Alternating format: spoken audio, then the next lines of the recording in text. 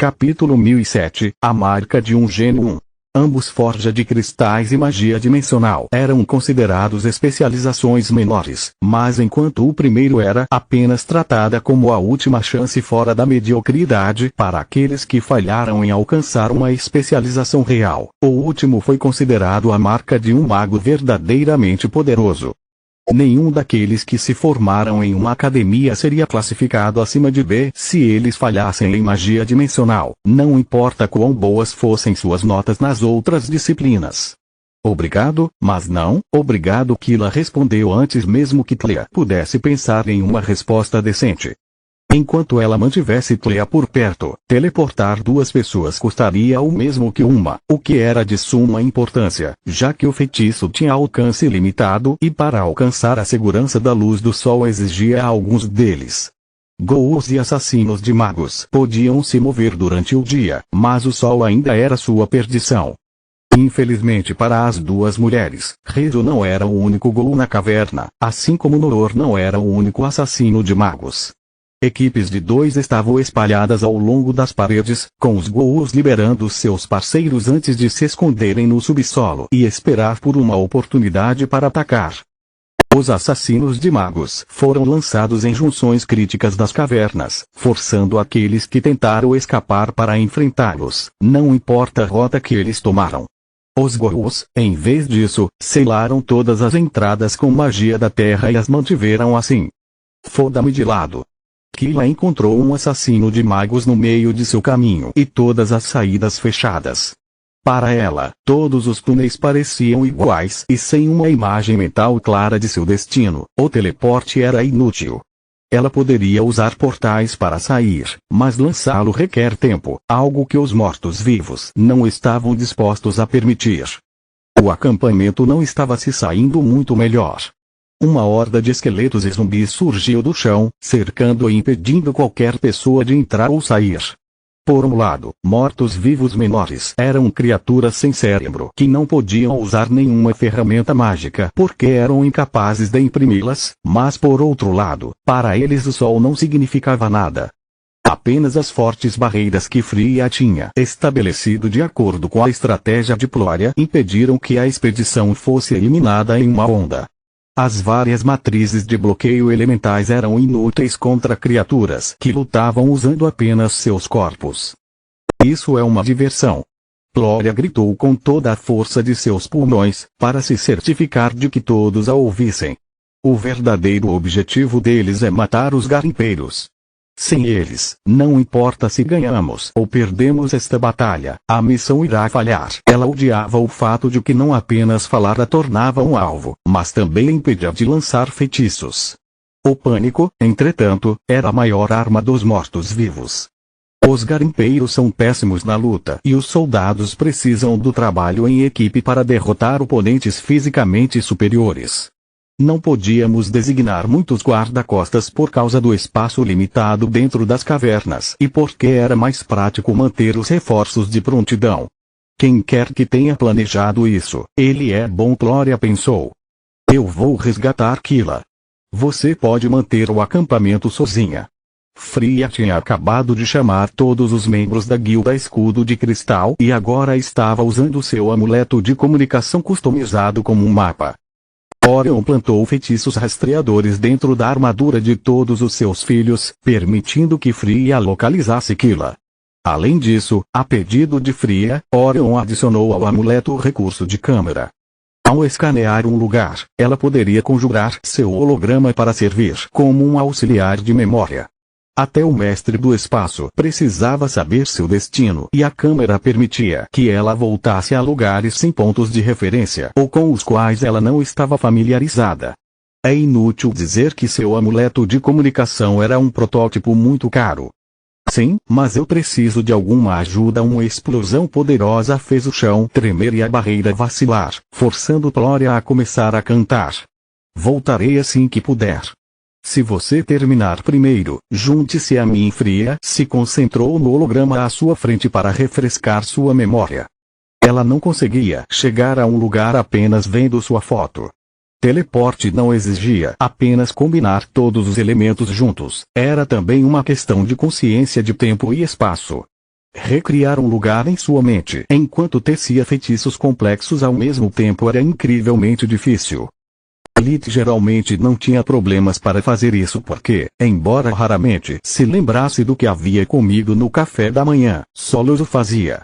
Usar a memória de outra pessoa para lançar feitiços dimensionais e ofensivos juntos era algo que apenas objetos amaldiçoados podiam fazer. Bons deuses, alguns dos esqueletos estão com a caixa torácica e o crânio recheados com sementes de fogo. Um deles foi o suficiente para fazer o conjunto tremer. Você tem que detê-los antes que quebrem a barreira e matem a todos. O capitão Cortus ordenou. As sementes de fogo eram bolas de fogo em uma concha semelhante a um doce que explodiu com o contato. Mesmo mortos-vivos menores poderiam usar tal ferramenta alquímica. Como exatamente, capitão óbvio? Mais de um soldado respondeu, desesperado demais para se preocupar com as acusações de insubordinação. Exceto pelo elemento escuridão, a magia era quase inútil contra os mortos-vivos. Fogo, gelo e relâmpagos não causaram dor e apenas feitiços enormes poderiam infligir-lhes danos reais. As lâminas de ar produziram cortes limpos que foram consertados simplesmente juntando os membros decepados. Todos os soldados usaram suas varinhas para bombardear com magia negra a massa de esqueletos e zumbis que martelavam a barreira com seus corpos, mas eram muitos. Além disso, de tempos em tempos, um esqueleto carregado com semente de fogo cortava as fileiras e ameaçava derrubar a barreira. As unidades de elite estavam com os garimpeiros, deixando no acampamento principalmente soldados com ferramentas alquímicas. Ser separado de sua força principal os tornou incapazes de implantar suas melhores estratégias e um oficial em pânico não ajudou. É por isso que Plória ativou seu feitiço de nível 5, Bastião da Morte, em vez de ir para a ofensiva. Bastião da Morte costumava conjurar uma parede de pedra infundida com magia negra, mas ela a virou de cabeça para baixo, usando a parede para criar instantaneamente uma trincheira profunda ao redor da barreira. Os mortos-vivos menores caíram com a graça dos tijolos e cegamente seguiram suas ordens, escalando as paredes de rocha para retomar o ataque, assim como Plória havia planejado. A trincheira inteira estava cheia de magia negra que minou sua força e transformou a maioria dos mortos-vivos em pó antes que pudessem sair. Com um caminho claro para a vitória pela frente, os soldados não perderam a abertura e concentraram seus ataques nas criaturas próximas ao topo da trincheira. Isso ajudou a manter os mortos-vivos contidos e deixou uma linha de visão clara do campo de batalha. Agora era possível ver a ondulação do solo e o esqueleto explosivo saindo dele a tempo de fazê-lo explodir a uma distância segura. Metade de você, olhos no chão. Ghouls temem a luz do sol, mas nós fornecemos a eles bastante sombra.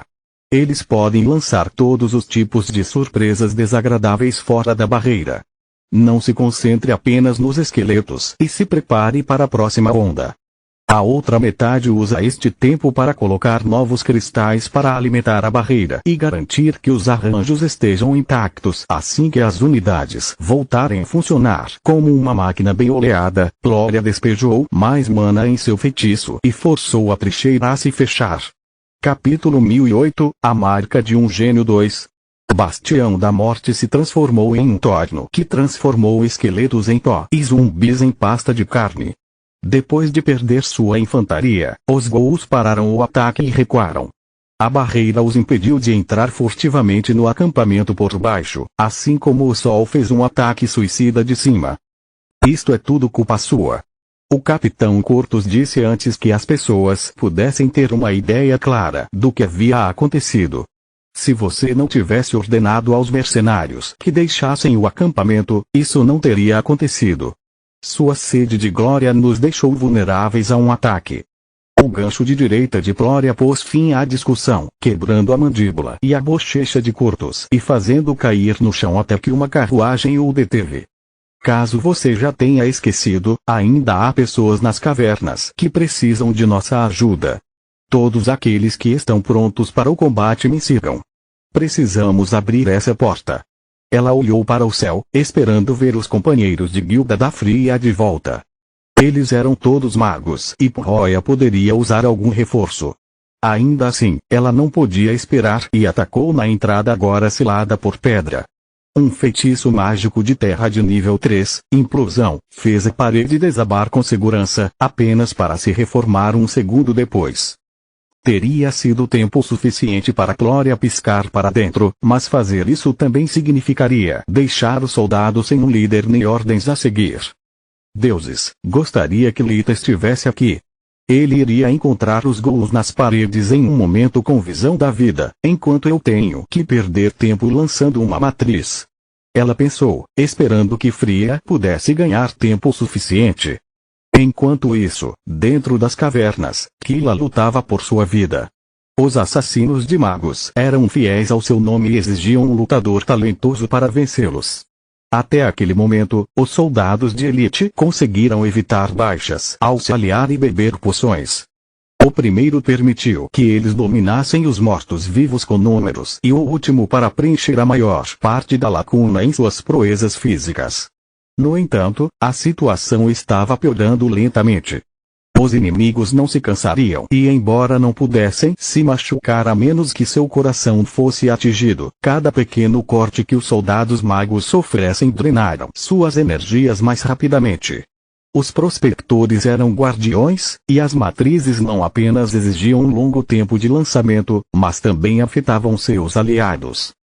Uma luta corpo a corpo era caótica demais para lançar um feitiço aleatório e esperar que acertasse o alvo certo. Mesmo os soldados que usaram anéis ou varinhas para conjurar instantaneamente balas da escuridão acabaram atingindo apenas a névoa laranja que abrangia os corpos do inimigo. Para piorar as coisas, os mortos-vivos eram capazes de conjurar feitiços sem aviso prévio, simplesmente balançando suas armas. Pense, Kila, pense. É um problema fácil. Tudo que tenho que fazer é revelar seus corações sem usar magia, pois isso os fortaleceria nem esgrima, porque eu sou péssimo nisso. Seus pensamentos exalavam sarcasmo. Mexer com o solo não é uma opção porque eles são um gás. A magia do ar dissiparia a névoa se ela não se alimentasse de mana. O que diabos posso fazer? As únicas partes físicas que um assassino de magos possui são o coração e a arma. Uma ideia maluca se formou em sua cabeça enquanto ela se esquivava de um raio perdido e tirava sua varinha de forja do bolso. Mantenha-o parado por um segundo. Kila gritou com os 3 soldados que rodeavam os mortos-vivos, que na verdade eram mulheres. Eles já tinham dificuldade em se esquivar da lâmina e dos feitiços que ela conjurava, mas os soldados magos obedeceram mesmo assim. Kila usava o uniforme dos professores assistentes da Academia Grifon Branco, então eles presumiram que ela tinha que ser competente. Além disso, todos os seus ataques até aquele momento falharam, deixando os soldados magos abertos a sugestões. Noor emitiu um som que soou como um sorriso de escárnio e retomou o ataque. Mesmo que o corpo de um assassino de magos fosse feito de névoa, a força por trás de cada um de seus ataques era maior do que a de qualquer mortal e cada um deles em vida tinha sido um mestre da lâmina. Se não fosse pelas poções que aumentam o corpo que os soldados beberam, eles nem mesmo seriam capazes de seguir os movimentos de Noor. Os soldados magos só podiam se esquivar ou desviar, porque a última pessoa a tentar um bloqueio teve seu pulso quebrado com o impacto. Um deles se moveu para trás do morto-vivo, liberando um feitiço de escuridão de nível 2 direcionado à sua cabeça que dispersou a névoa. Não causou nenhum dano, mas interrompeu as percepções do assassino de magos o suficiente para os outros 2 bloquearem sua lâmina flutuante com uma manobra de tesoura. Kila sabia que, mesmo unindo seus esforços, não poderiam resistir por muito tempo a um inimigo implacável. No entanto, um segundo era tudo o que ela precisava. Um fio prateado que parecia um chicote fino saiu de sua varinha e envolveu a lâmina.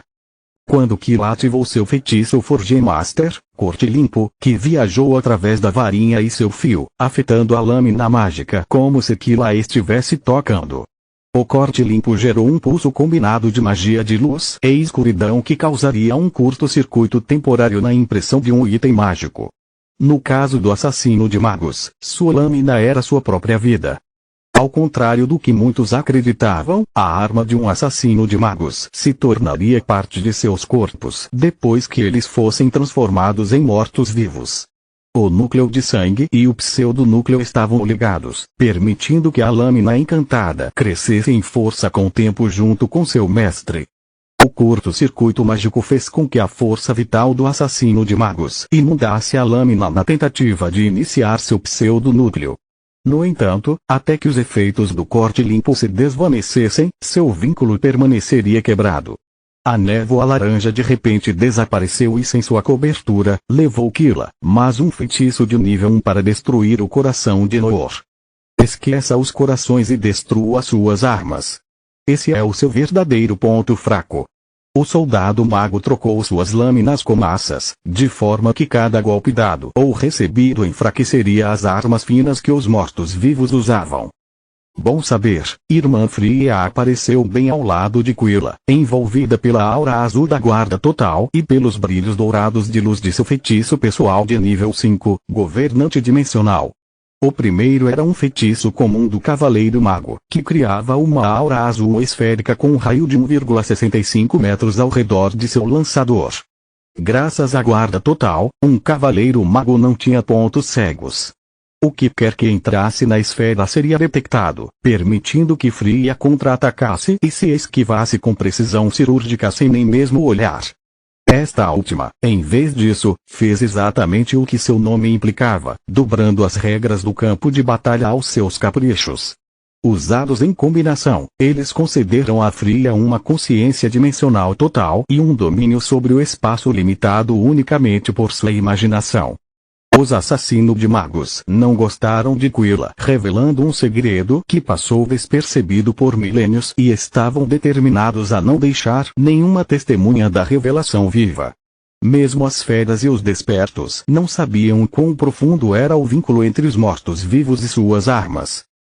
Diante de um coração de carne batendo e um pedaço de metal que poderia ser tão durável quanto Orixalcum, ninguém se preocupou em atacar a arma. Aqueles fortes ou habilidosos o suficiente para encontrar o coração triunfariam, enquanto todos os outros morreriam. Isso era o que os assassinos de magos consideravam a ordem natural das coisas e eles fariam qualquer coisa para mantê-la assim. Continua no próximo vídeo.